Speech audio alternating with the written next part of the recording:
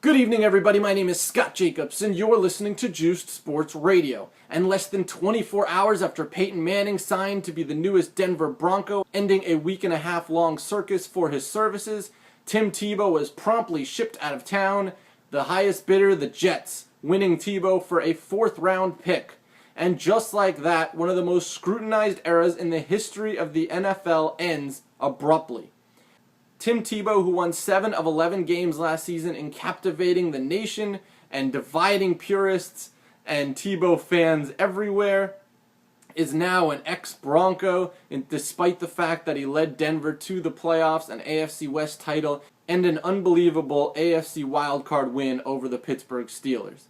All of that said, Denver was never sold on his mechanics. They were looking for an out. When Peyton Manning arrived, that was the perfect chance they had to move Tebow and to bring in Manning. And that's exactly what has happened. Tim Tebow wanted to be a starting quarterback. The Broncos promised he would be the starter going into camp. Now he goes to the Jets, where they already have Mark Sanchez, who just received a $20 million basically guaranteed for the next 2 seasons. He will be the starting quarterback there. Tebow might be the backup, but Tebow will be used in run-pass options. Expect him in power sweeps. Expect him running the option, and expect him with some QB sneaks. Former Miami Dolphins coach Tony Sparano is the new offensive coordinator for the Jets. Along with David Lee, he ran the Wildcat with the Dolphins. It took the NFL by storm with Ricky Williams and Ronnie Brown. They may institute a little bit of that in the Jets offense. We'll see.